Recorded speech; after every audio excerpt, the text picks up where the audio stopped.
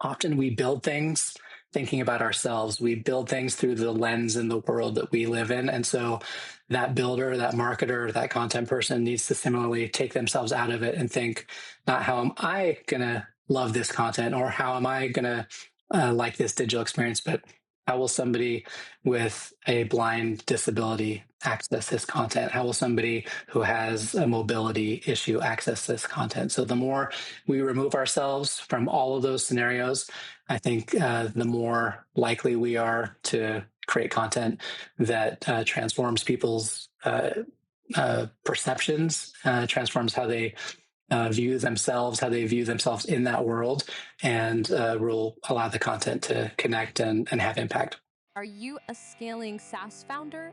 Ready to make the leap from leading a team to leading an organization? Join us each week as we refill your think tank with actionable tips and strategies from great business minds you know and those who don't know yet. This is SaaS Fuel with your host, 5-time entrepreneur, SaaS founder, and globetrotting adventurer, Jeff Maines. Welcome back to the SaaS Fuel podcast, where accessibility isn't about checking a box. It's about opening a door and remembering to actually hold it open. I'm your host, Jeff Maines. I help B2B SaaS founders like you grow from traction to scale. Here, growth is more than just numbers. It's about crafting a future-proof company, premium valuation, and leaders who build a business of significance while living epic, adventurous lives. Who's being left out of your digital experience, and what's it costing you? In this episode, we're digging into a topic that too many companies still overlook: digital accessibility. This isn't about just checking a compliance box, it's unlocking your full audience potential and improving the experience for everyone, not just those with disabilities. We explore how businesses unintentionally exclude millions of users simply because accessibility wasn't considered from the start. But here's the kicker: simplifying content, ditching jargon, and designing with clarity not only helps users with visual, cognitive, or mobility challenges, it boosts your SEO, increases engagement, and actually converts better. You'll hear how the curse of knowledge, you know too much and it shows, leads companies to bury their best messaging under a pile of buzzwords. I see this all the time. How about you? We'll talk about strategies for trimming the fat, finding the core message, and making your content accessible across every stage of the funnel. And yes, of course, we're going to bring AI into the mix too, but not as a crutch. We're talking about how to use AI as a creative assistant for content ideation, simplification, and testing without losing the human touch. If you want your message to land with more people and the right people, this episode will change how you think about content clarity and inclusion. Let's dive in. Our founder on Tuesday was Garrett Rice, co-founder and CEO of Callings.ai. They are reinventing the job hunt with UX that actually serves the candidate. Garrett shared how AI is powering more empathetic, personalized job searches, from generating elevator pitches to surfacing opportunities using semantic search. He also opened up about the emotional toll of job hunting and why building tools with heart is the future of career tech. If the job search has ever felt broken, then this episode will change how you see it. And our expert guest last week was Mitch Weisberg, author of Mind Shifting, who gave us a powerful roadmap for rewiring our internal patterns. Mitch broke down how to shift out of self-sabotage, lead through discomfort, and turn conflict into a growth accelerator. He offered up practical frameworks for building resilience, resourcefulness, and reflection into your leadership rhythm, especially in times of change. And that's like every 10 minutes, I think. If you've been leading on autopilot, this episode will help you take the wheel. And if you missed either one, go back and check them out. There's lots of great stuff in both of them. My guest today is Mike Barton, VP at AudioEye, where he's helping shape a more inclusive internet for everyone. With a background in brand storytelling, customer experience, and digital strategy, Mike's worked with global giants like Adobe, where he helped transform complex tech into clear narratives that actually resonate. His genius?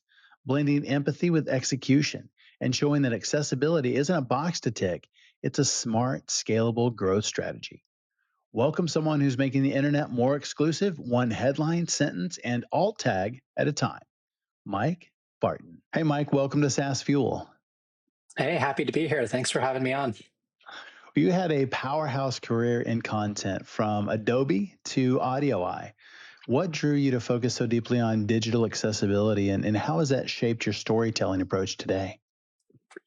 Yeah, great question. So I like to position it and kind of through the frame of the fact that I worked at Adobe for about 13 years, worked across all their enterprise business units, creating you name the type of content. My team created a video, PDF, interactive web pages, etc. And not once did I or my team think, is this content accessible for everybody? Is it accessible for people who might be using a screen reader to access their digital content? Now, also just quick side note, that doesn't mean Adobe itself isn't thinking about accessibility, right? This was just Sure, the use sure. case of myself.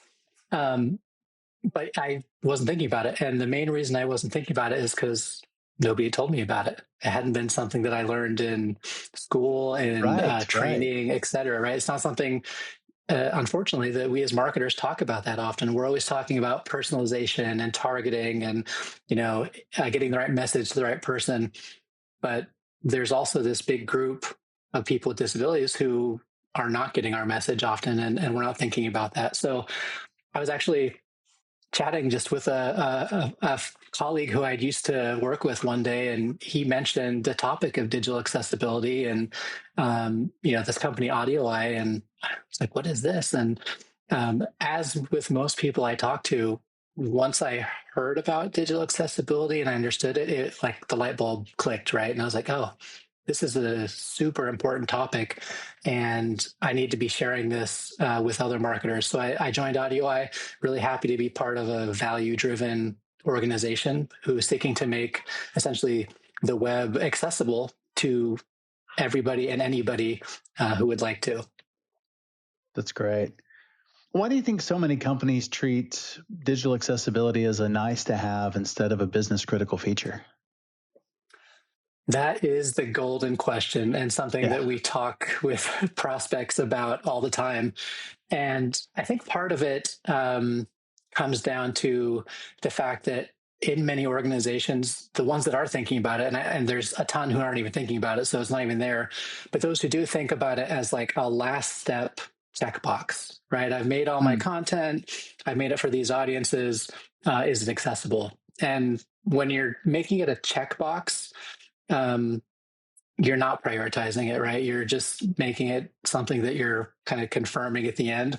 And really what I think it comes down to is that there's misperceptions and misbeliefs around digital accessibility that cause people to treat it as a checkbox and not as a priority when you're building and strategically creating content. And some of those misperceptions are there's not a lot of people with disabilities who use my product or service, which is kind of a self-fulfilling prophecy in self-fulfilling, many yeah, cases. Yeah, because they can't. exactly. Yeah, so you don't Yeah, build it, they won't come, right? yeah, That's amazing. one of them. Another is that it's a small audience. There's not that many people with disabilities. People with disabilities don't use the digital world. It's not a place that they can find fulfillment, which is also completely untrue. And completely also not acknowledging that this is again, large audience, a quarter of the population. Wow. And that's a lot of spending power as well. So like when you start to break down those barriers, people's, kind of understanding starts to shift and say, oh, this really should be something I'm thinking about as I'm planning my campaigns, because it's not just an accessibility check mark. Have I put some of the best practices in place, but actually it can be a driver of business, and it's a way to open digital doors, so to speak, to new customers who have been trying potentially to access your product or services, but just haven't been able to in the past. That makes a lot of sense. What is your elevator pitch to maybe a skeptical CMO who says, we don't really need accessibility because the audience isn't that big? I was really surprised. You said a quarter of the population. I mean, that is significant. So, pitch the CMOs that may be listening, why do they need accessibility?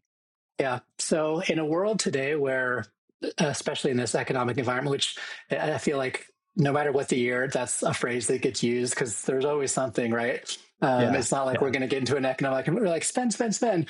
It's always a conversation of how do I get the most out of my marketing dollars, right? Like, I don't want to go and invest a ton more for a couple percentage more revenue or customers. And so it's really a great growth opportunity because, like I said, a lot of these people just haven't been able to access your product and services. So in addition to opening doors to an audience who's already trying to utilize your product or services, um, there's a $13 trillion market of Wow. people with disabilities plus their friends and family. Because we've also found that when a person with a disability finds a site that works and makes it easy for them to conduct business, which of course, that's how we all act, right? Like, we find businesses that are easy to interact with and we We continue share. business there and we share it with others, right? Yeah. And Yeah. so friends and family who also know that it's challenging for a person with a disability to shop or consume news or check their finances, when they hear that there's a site or a company who is making it easy, those friends and family are also more likely to shop there as well, just because they want to support brands that support their loved ones. So it really is a critical business opportunity. We get a lot of companies who come to us because they've been sued, because it is Yep. part of the ADA, the Americans with Disabilities Act, and your site needs to be compliant. So there are a good number of people who come to us like, hey, help us be compliant, help us so we don't get sued again. But again, very quickly, that light bulb goes off and they say, oh, this isn't just a compliance issue. This is an area that if we prioritize and think about it right and design with accessibility in mind, it really can be a revenue generator for us also. And in addition to that, we've also found that accessible UX is good UX for everybody. The types of best practices that you're applying when you're designing with accessibility in mind from the beginning, it makes it more usable for everybody. Makes a lot of sense. And what is the correlation there? I mean, how does improving access actually enhance UX and SEO and business results? Yeah, I think a good example is, in fact, like SEO and page copy. So one of the principles with accessibility is simplicity. So for those who might have cognitive disabilities, building a site that's jargon free, that makes the So hard, yeah, especially right, in tech. exactly, But it's exactly. super valuable. Yes, so that alone, right? Like, if you're building a page and you're going through and saying, okay, could somebody with a cognitive disability who, again, wants it as simple as possible, understand what we do, understand the value that we give, that's something that not only makes it easier for that person with a cognitive disability, but also, again, everybody who's accessing the site, because simplicity sells, simplicity scales. And so Yeah. that's just one example. Another, as you're putting alt text on images or links, those are two of the areas that are the biggest red flags that people forget to do, or they do it very generically. When you're putting very specific image descriptions, very specific link descriptions, not only, again, does that help somebody whose screen reader is reading that information to them so they know where to click as a blind user, SEO crawlers are much more able to, like, okay, this is the content of the page, this is the intent, and so it benefits SEO as well. And is that something that is also translated into like AIO and with the AI optimization? Yes, and I would think we're so. yeah, we're very much looking into that now. I think that's a kind of evolving space, and what are the best practices there. But what I am starting to see is that a lot of the SEO best practices translate to AI and the Mhm. searches there. And so again, not only simplicity, but having third-party validation and kind of being a leader in that space. So yeah, I think the accessibility will similarly translate over to AI engine optimization as well. Well, you mentioned lawsuits and ADA. What exactly are the requirements for companies, and how do they know if there's if they fall under that, Or is that something that everybody needs to be paying attention to and thinking about accessibility?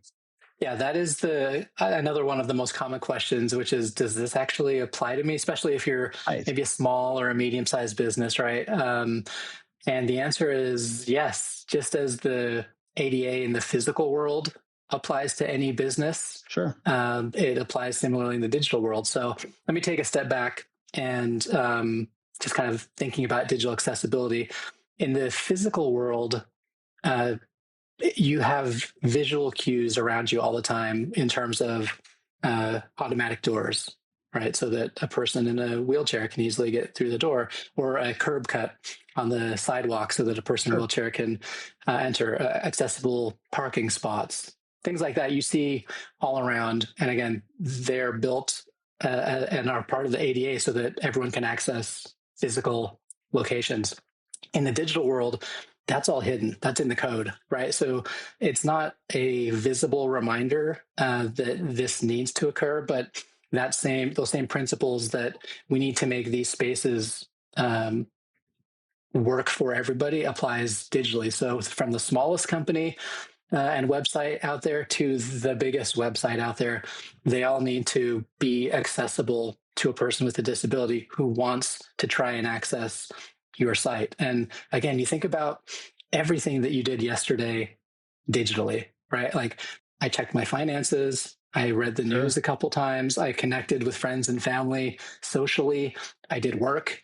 I did lots of other things that I'm not even thinking about, but most of my day lives in a digital environment, and that makes my life much more effective. It allows me more time to actually connect physically with those around me. And so people with disabilities want that same freedom, right? They want to be able Sure. to not have to leave their house every time they need something, or get assistance from somebody to leave their house and go to the bank because they can't access their finances online. So yes, it applies to everybody.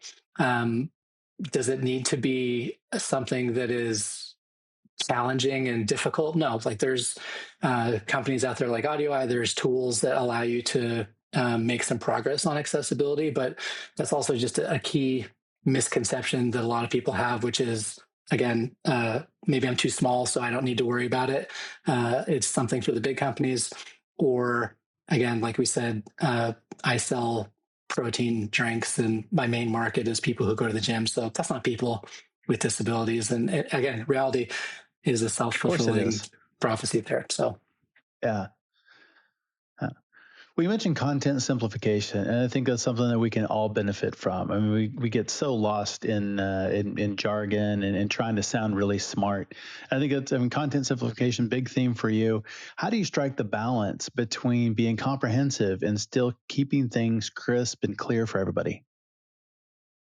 great question. And it's something actually that my team currently is focusing on, is how do we simplify and distill the message as succinctly as possible, so that we can use precision over paragraphs, right? Often we're just writing and writing and writing, when in reality, if we could say it in a few words or a sentence, that's not only going to be easier to consume, but it's going to be easier to remember when that prospect might move on to some other things and then come back to you a day later. So we're doing two things. One, before we actually start creating the content, I kind of joke that it's like going back to high school English class, right? Like, before you wrote, your teacher said, "What's your thesis? What are your key Right. takeaways going to be?" Right? Don't just start jumping into it and figure it out as you're going along, which I think is a lot of times what happens. Like, this is the message I want to say. I'm going to We've start forgotten writing. that lesson. Yes. Or like, hey, we've got this product marketing sheet of the things we should be talking about, which generally will also have a lot of the jargon or a lot of the internal facing language. So we look at, what is that one message we want to get across? Like, if you can identify and agree on that, I think starting from the one core message makes all the difference once you start writing the content, because that also helps you start to eliminate. You've got a lens, you've got a frame, right? You can say, all right, this is a nice piece of information, but is it really supporting that core message? If not, it needs to go. There's somewhere else that needs to live. And so that helps a lot. The second is we really do take that simplicity and say, okay, we got it down to this.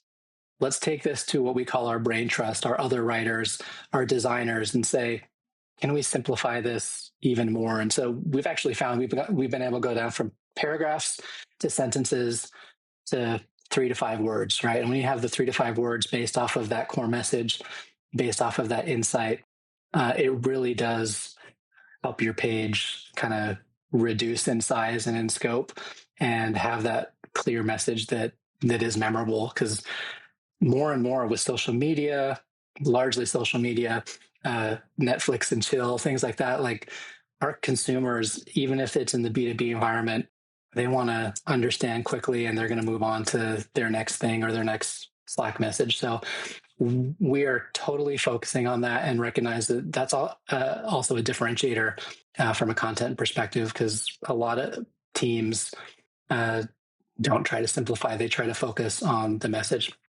I'll add one final thing on that because I've been rambling a little bit. But I think the other part of simplicity where things go wrong is that businesses talk about themselves. They talk about what they offer. They talk about how long they've been in business, how they're the trusted partner. And a lot of prospects and soon-to-be customers are coming to your site for themselves, right? They're coming to solve their own All problems. All of them are coming for that reason. Yeah.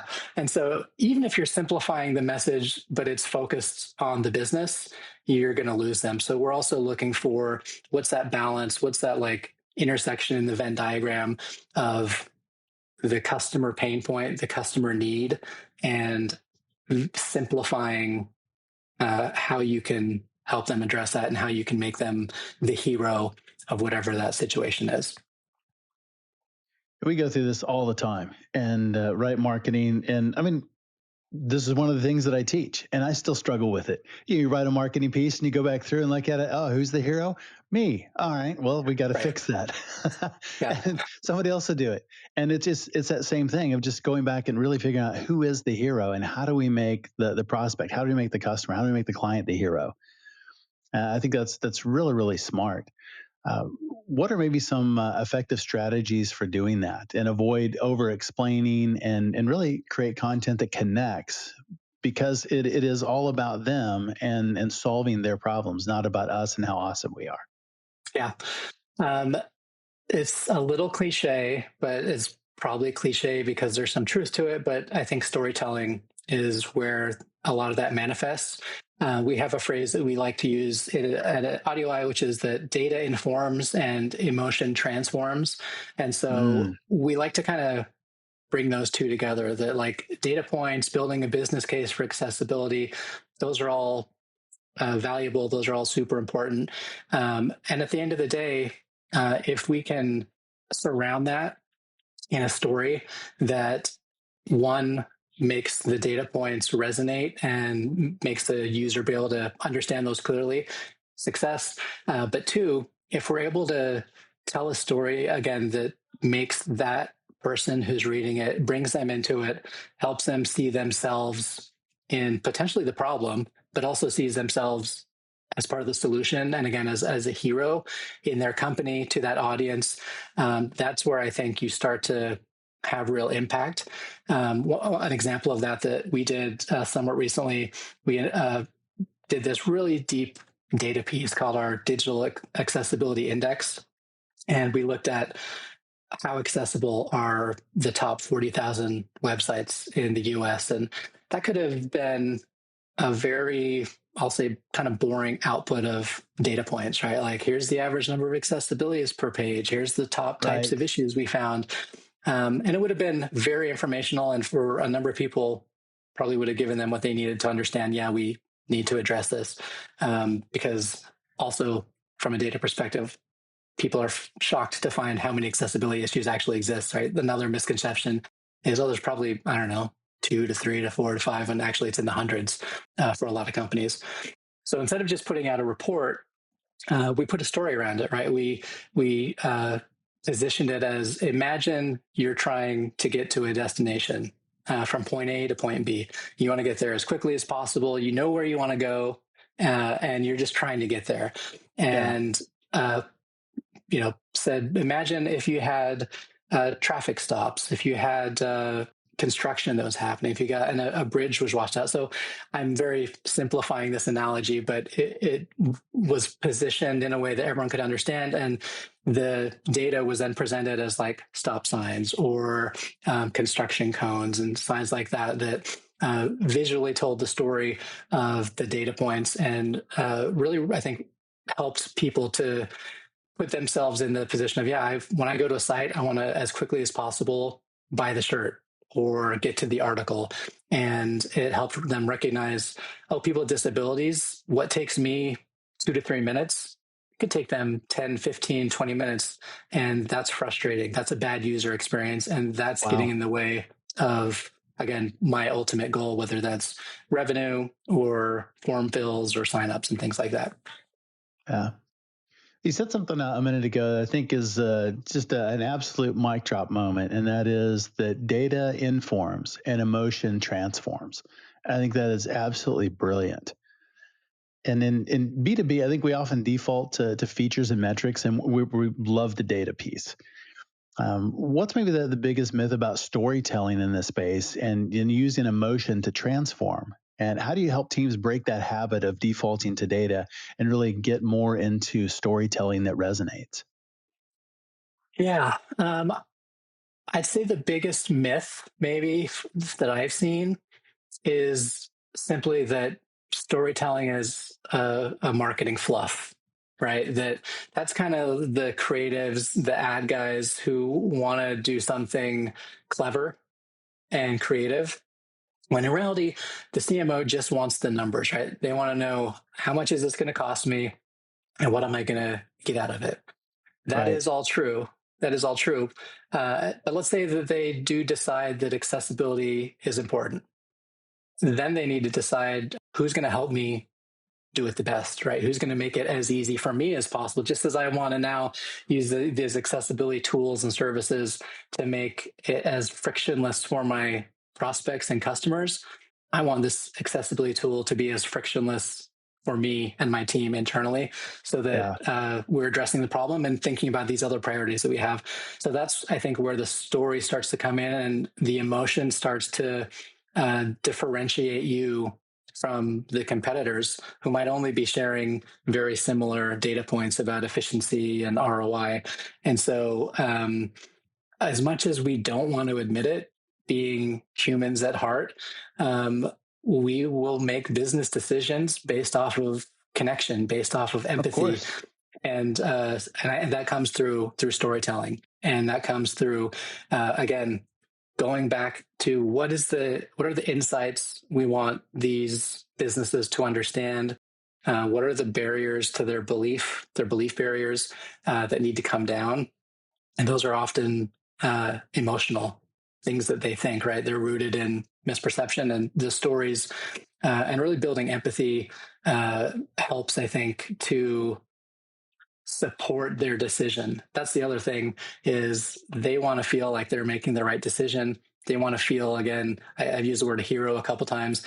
They want to feel like they're bringing additional value and benefit to their company. So those are things often data can help with, but it doesn't necessarily make that connection. And so as you help people feel that confidence in their decision, confidence in their direction, I think that's the kind of where you can pull away from your competitors and when they're in that decision making zone. Yeah. I like that a lot. And I think you're really right. Just the balance of emotion and logic.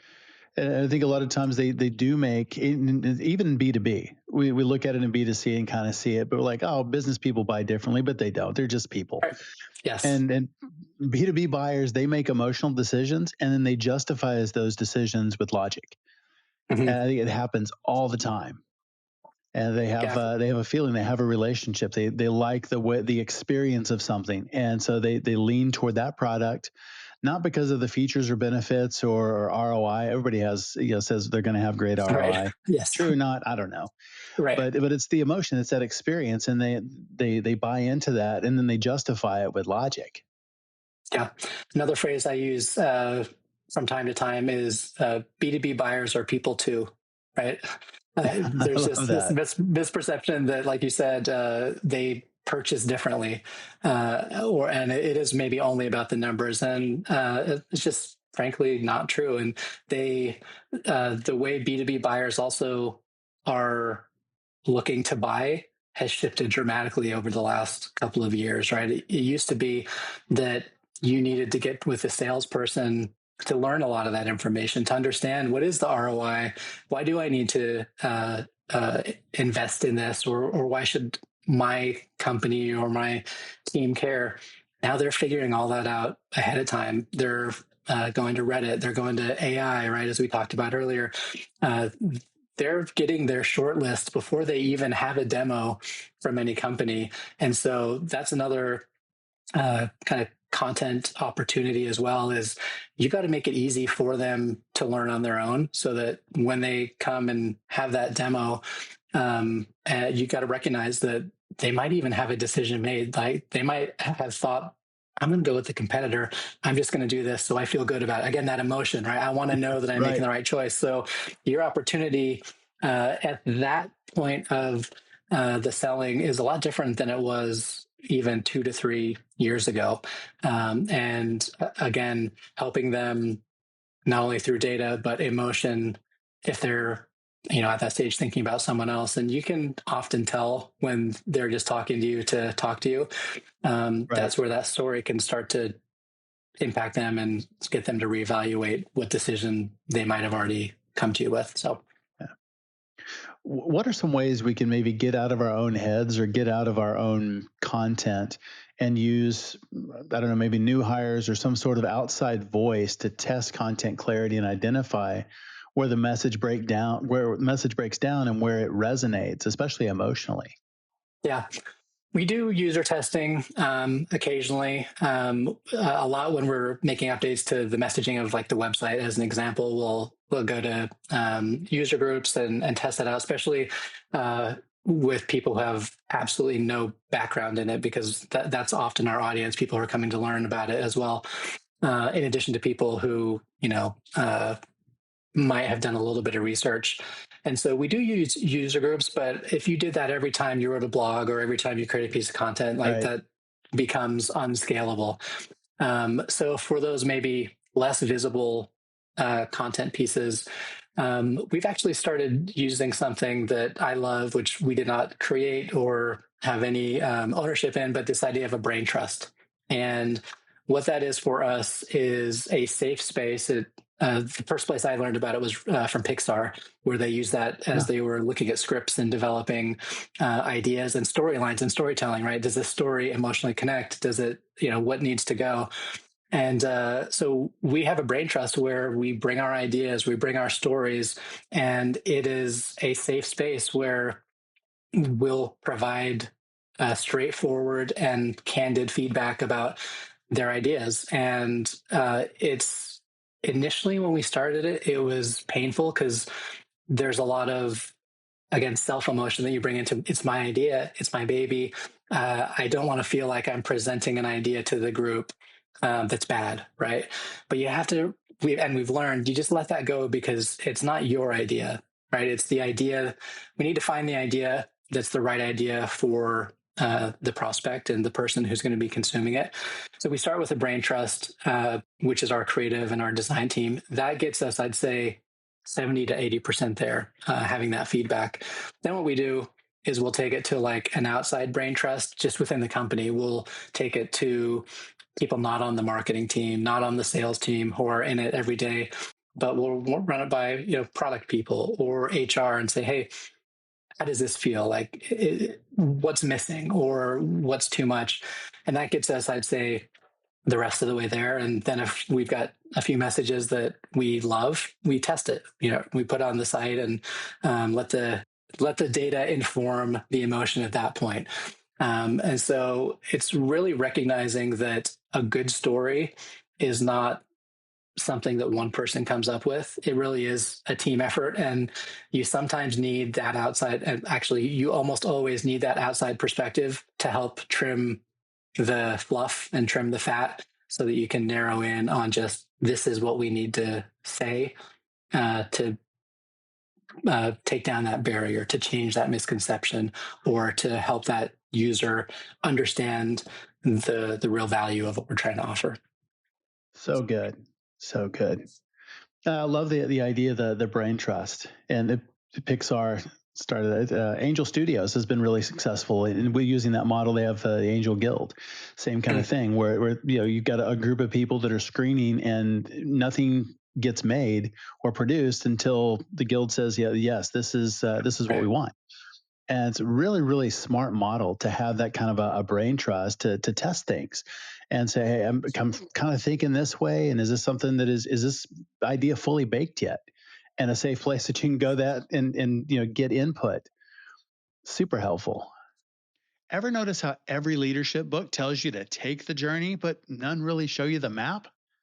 Well, after scaling multiple companies to over 260 million in combined revenue and working with over 1,000 leaders, I discovered the key difference that separates leaders who burn out from those who build unstoppable momentum. It's not strategy, not charisma, it's not even luck. It's relationships, specifically 4 of them. My new book, The Captain's Keys, reveals the stability matrix, a proven system that transforms leadership from survival into sustainable success.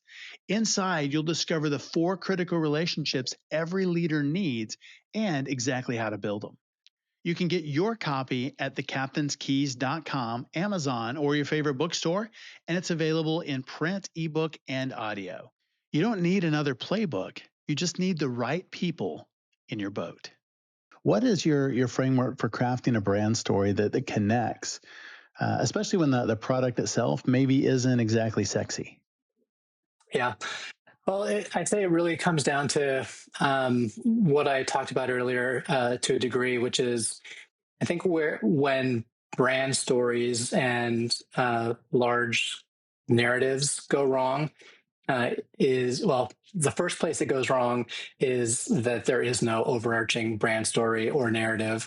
You just have a bunch of content islands that exist across all your channels that are telling different stories. They might be telling a similar story, but they're just doing it on their own.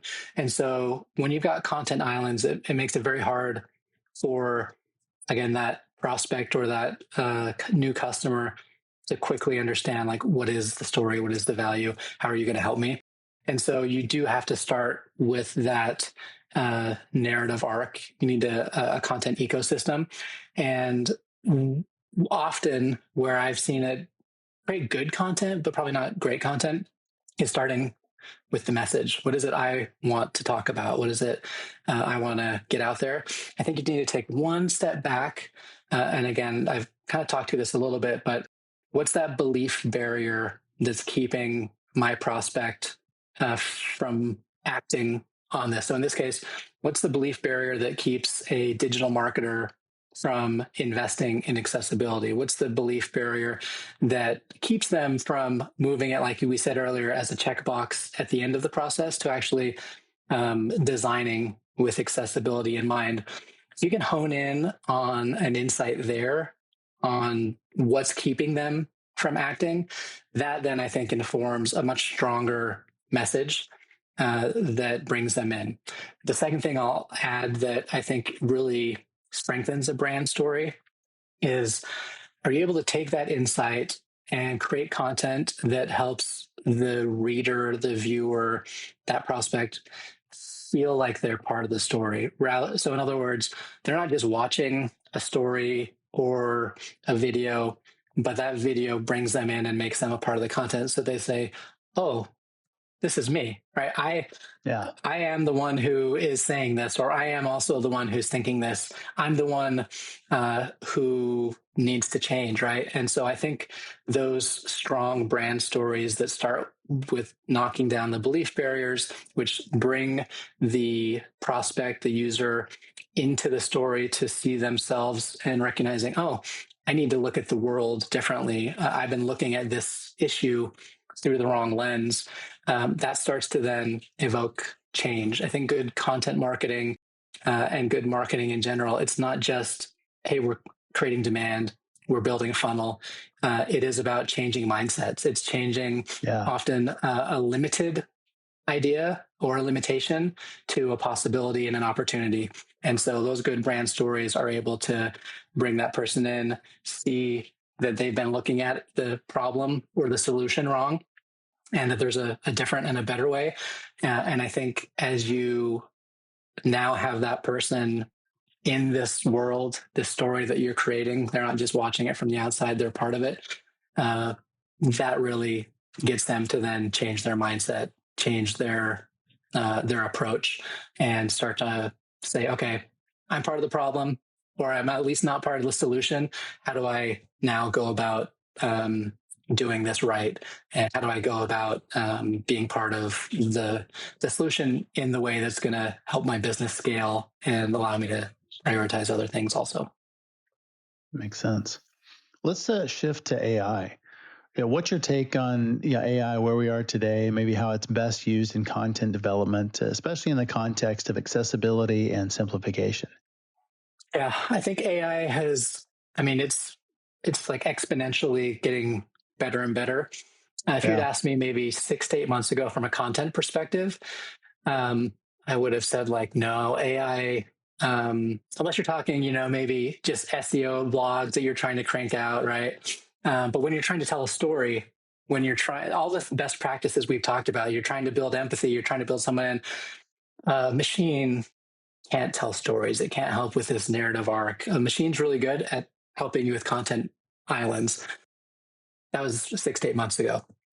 And there was also the emotional part of me that was like, I just don't want to admit that a machine, AI, can potentially help me. I'm a creative mind, right? Like I've honed this skill and this ability over the years. Like AI is for other more mundane tasks. Fast forward to today, I've become more humble. I've become more open to it isn't about me and my creativity, but also I think AI has gotten better. So from a content perspective, from a storytelling perspective, are we at a place where AI can craft all of that? I don't think so. Are we at a place where AI can help with ideation and almost act as a AI brain trust as you're developing things? I think that's fantastic, right? Like you can say, here's that insight, here's the audience, here are my various objectives, here's how I'm thinking about it. And a lot of times I'll get some ideas that are really good. And it's very, I'd say, infrequent that I see something better and I just take that idea. It's often a little bit of, oh, that part was good, that part was good, that part was good. And then I'm kind of combining that into something new. And so I think from an ideation perspective, AI can be super helpful to help you think about perspectives and even clever ways of saying it simply that you hadn't. And then I think as you're putting that story and that content together, that's often your writers, your creative team. Then as we talk about simplification, we talk about reducing jargon. AI, I think, can be really helpful with that as well. I still don't see where I'm taking all of AI's recommendations and just like, oh, that's the better version, I'll go with it. It is still a lot of like, that makes sense, that's more simple, that, pulling in various pieces, or AI simplified it this way. I've still got it a little more complex, but I kind of see how I can update it to still get the message across in a more simple way. So to me, AI is that brain trust, honestly, that I can go to more frequently throughout the process for like check-ins and minor iterative optimizations. I think that's just going to continue.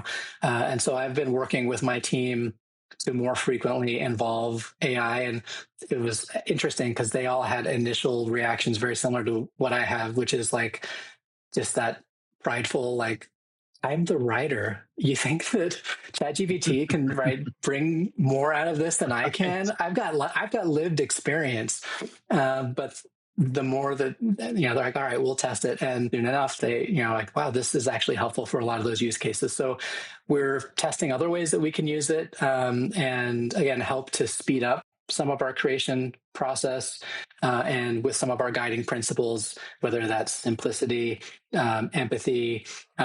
Sometimes we'll say, hey, we do need some more data points in this. Like, help me find some supporting data points for this as well, which would take somebody maybe hours to actually go and look that up, and you can get it in seconds. So AI, I think, is a fuel for good content in today's environment, and it's just getting better. And the me from 6 to 8 months ago has changed to today, and I'm guessing if you and I were to talk in 6 to 8 months, my answer will probably even be different then, and it also in a more positive way. Also, from an accessibility perspective, we've actually done a lot of testing internally on the product side about how do we use AI to identify issues, to even if we were to give AI, hey, here's the problem, here's what was built incorrectly. How would you tell a developer who has no experience in accessibility how to fix the problem? Wow, that's good. Right. And we found that AI in a lot of cases was able to break it down and actually explain it in some cases better than the human. So we compared it to like how one of our experts might tell the developer to make the code fix and then test it against AI.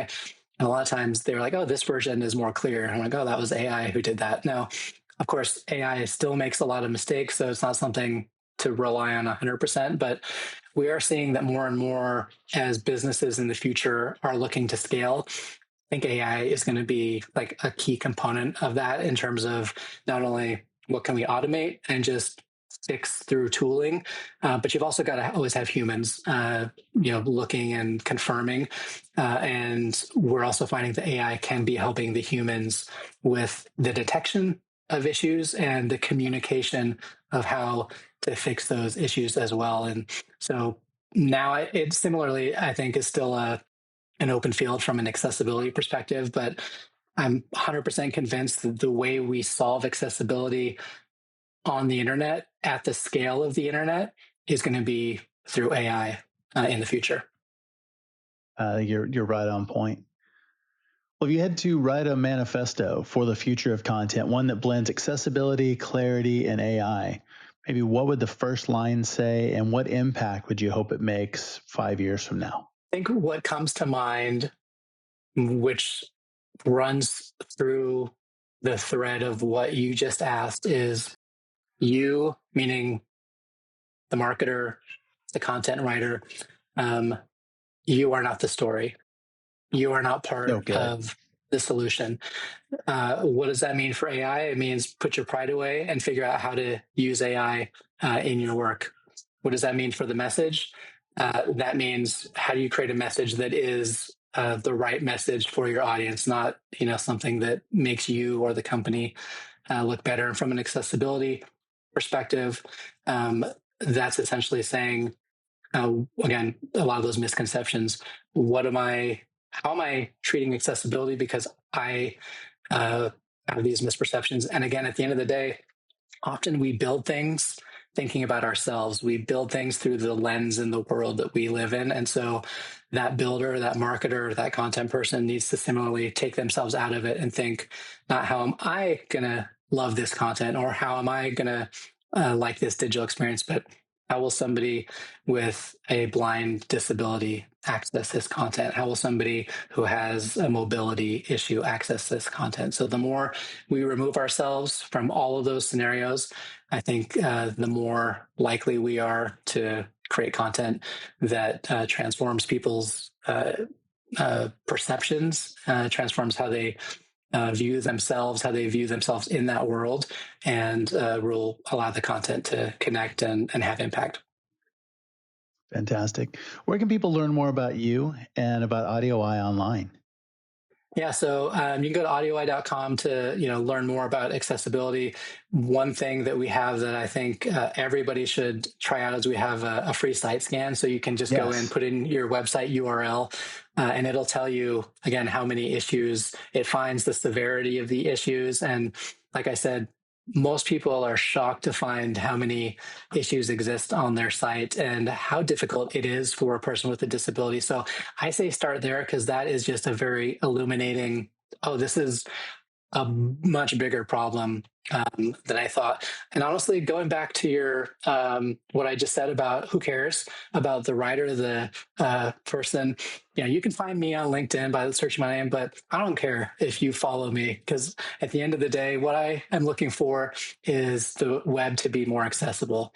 And if you're going to go visit me or go scan your site, take that opportunity to scan your site, and you'll see bits and pieces of me through the website, through the content. Through some of my ideas. But I think if you can start with that foundation of the scale of the issue at your site, I think that starts to help understand the scale of the issue, not only for you as a business owner or a site owner, but for the internet in total. That's awesome. Love what you're doing. Mike, it's been a great conversation. Thanks for being on SaaS Fuel. I appreciate it. Thank you very much. Thanks again, Mike, for coming on the show and sharing your journey and insight. You can learn more about Mike and accessibility for your site at AudioEye.com. It's AudioEye.com. As always, all links, highlights, resources, and full show notes are available at SaaSfuel.com. Be sure to check us out on YouTube as well. Lots of resources over there for you. Thought leaders share. Share this episode with your favorite product manager. They'll appreciate the roadmap clarity and the chaos references. Everyone who shares this week gets a Post-it note that expands into a Kanban wall. Just add water, ambition, and moderate stakeholder drama. What if you could prompt AI like a pro in minutes, not months?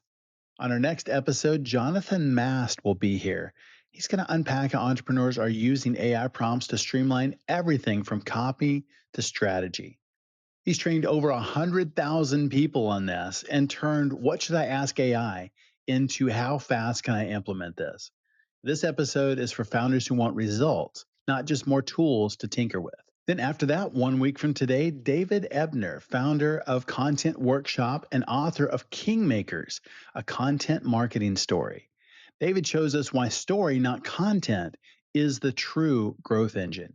He shares how founders can craft narrative-driven messages that build trust, drive conversations, and turn strategy into storytelling that sticks. If your brand's message isn't moving the needle, this episode certainly will. I will see you next time, and as always, enjoy the journey. Thanks for listening to SaaS Fuel. Full show notes for each episode, which includes a summary, key takeaways, quotes, and any resources mentioned, are available at SaaSfuel.com. Be sure to follow and subscribe wherever you listen to podcasts. And if you're enjoying the content and getting value from these episodes, please leave us a rating and review at ratethispodcast.com/SaaSfuel.